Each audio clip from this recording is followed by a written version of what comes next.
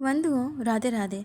मान्यता है कि सावन सोमवार के दिन अगर व्रत रखकर इस कथा का पाठ किया जाए या सुना जाए तो जातकों की मनचाही मुरीद पूरी होने लगती है। तो बंधुओं, आइए आज शुरू करते हैं सावन व्रत की पावन कथा। एक साहूकार था जो भगवान शिव का अनन्य भक्त था। उसके पास धन धान्य की किसी भी चीज़ की कमी नहीं थी, लेकिन उसकी कोई संतान नहीं थी और वह इसी कामना को लेकर रोज़ शिव जी के मंदिर जाकर दीपक जलाता था।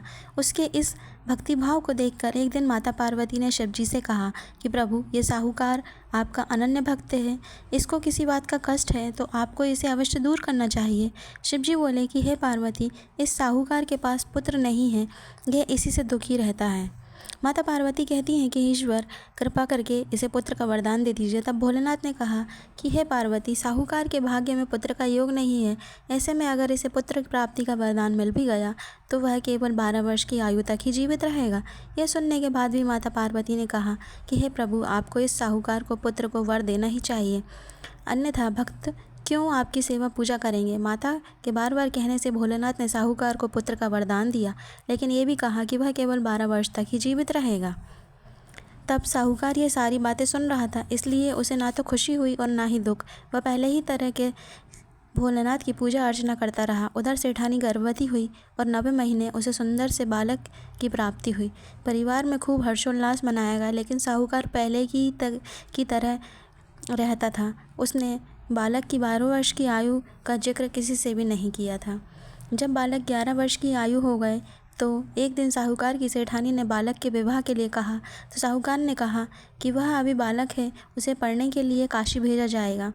इसके बाद उसने बालक के मामा जी को बुलाया और कहा कि इसे काशी पढ़ने के लिए ले जाओ और रास्ते में जिस भी स्थान पर रुकना वहाँ यज्ञ करते और ब्राह्मणों को भोजन कराते हुए आगे बढ़ना। उन्होंने भी इसी तरह करते हुए जा रहे थे कि रास्ते में एक राजकुमारी का विवाह था जिससे उसका विवाह होना था और वह एक आंख से काना था। तो उसके पिता ने जब अति सुंदर साहूकार के बेटे को देखा तो उनके मन में आया कि क्यों ना इसी को ही घोड़ी पर बिठाकर शादी के सारे कार्य संपन्न करा लिए जाएं।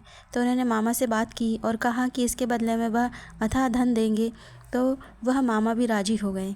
इसके बाद साहूकार का बेटा विवाह की वेदी पर बैठा और जब वह विवाह कार्य संपन्न हो गए तो जाने से पहले उसने राजकुमारी की चुंदरी के पल्ले पर लिखा कि तेरा विवाह तो मेरे साथ हुआ, लेकिन जिस राजकुमार के साथ भेजेंगे वह तो एक आंख का काना है। इसके बाद वह अपने मामा के साथ काशी के लिए चला गया। उधर जब राजकुमार ने अपनी चुनरी पर यह लिखा हुआ पाया तो उसने राजकुमार के साथ जाने से मना कर दिया। तो राजा ने भी अपनी पुत्री को बारात के साथ विदा नहीं किया, बारात वापस लौट गई। उधर मामा और भांजे काशीपुर पहुंच गए थे। एक दिन जब मामा ने यज्ञ रचा और भांजा बहुत देर तक बाहर नहीं आया तो मामा ने अंदर जाकर देखा भांजे के प्राण निकल चुके थे।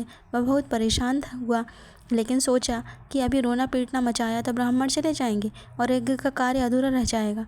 तब यज्ञ संपन्न हुआ तो मामा ने रोना पीटना शुरू किया। उसी समय शिव पार्वती उधर से जा रहे थे तो माता पार्वती ने शिव जी से पूछा, हे प्रभु, ये कौन रो रहा है। तभी उन्होंने पता चला कि यह तो भोलेनाथ के आशीर्वाद से जन्मा साहूकार का पुत्र है। तब माता पार्वती कहती हैं, हे स्वामी, इसे जीवित कर दें, अन्यथा रोते रोते इसके माता पिता के प्राण निकल जाएंगे। तब भोलेनाथ ने कहा कि हे पार्वती, इसकी आयु इतनी ही थी सो वह भोग चुका है। लेकिन माँ के बार बार कहने पर भोलेनाथ ने उसे जीवित कर दिया।